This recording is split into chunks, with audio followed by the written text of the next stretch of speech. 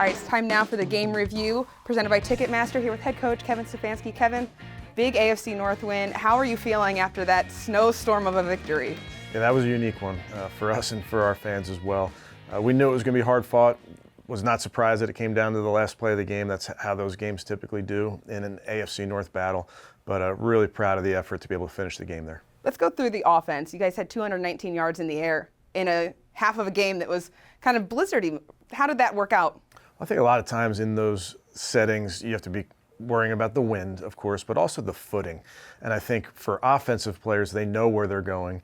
For the defensive players, they're reacting. So it really is an advantage to the offense in the pass game. If the wind and the conditions allow you to throw it, it should be an advantage for the offense. What did you see from Jameis Winston in that one?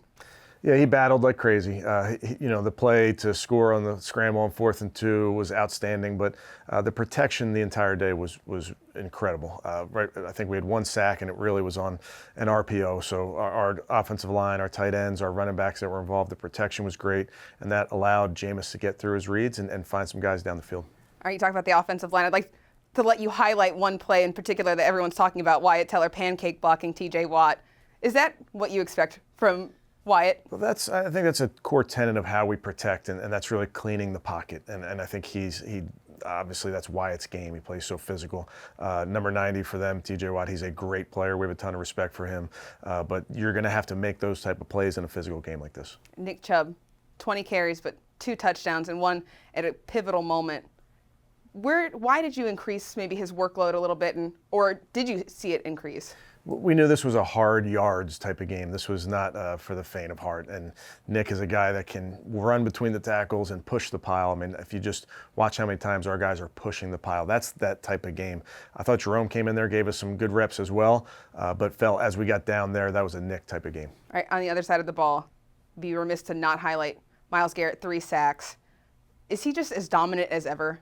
Seems to be. Always believe that there's another step for him to take. I think he thinks that as well. When he's rushing like he's rushing and he gets so much attention, I think that's the piece to really highlight here is he's doing this with getting a lot of attention from the other side, whether the attention comes in the form of the line sliding to him, whether it's the form of a tight end chipping him. What he's doing with all those conditions is pretty impressive. Some of the guys in the secondary after the game were talking about how it was a little bit more difficult for them in that wintry mix because they don't know where the ball's going. How did you see them fare through those conditions? They battled. That's a really good offense. I think Russell's playing at a high level. Pickens is playing at an extremely high level, and he made his plays a few times, and we understand that. That's part of this game. But I thought the guys battled like crazy. I think there was a lot more of those crucial game-changing plays. The Mo Hurst tackle for a loss, for the turnover on downs. Is that what this team needs to embody moving forward? Absolutely, and that was a huge play in this game. How we played on 4th down on offense and 4th down on defense, getting a couple key turnover on downs on defense was huge. And Mo is a guy that has consistently come up with big plays for us, and that was a really, really big play in that game. When did you stop holding your breath on that last play, that Hail Mary? Probably when the ball hit the earth. Again, I did tell the team, be ready to win it on the last play of the game, and that's just AFC North football. But I thought the guys executed, knew it wasn't going to be easy, and then it felt good to get that win. Was there something in particular that you guys are taking out of that game as you go into this back half of the schedule? Well, you need to build off of it, obviously.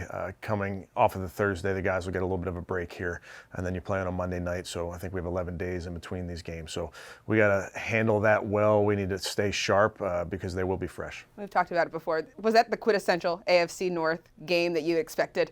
It really was. Again, when you're going against a team that you know so well, we know their coaches, we know their schemes, they know our schemes, those type of things. It really does come down to being a physical battle.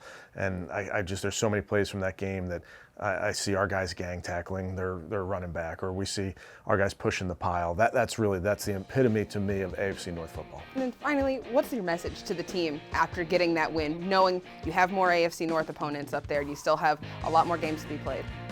Same message as it's always been. We have these AFC teams the rest of the way, and that's the challenge, and that's the opportunity that we have in front of us. All right, congrats on the win, Coach. Enjoy the time off. Thanks, Ken.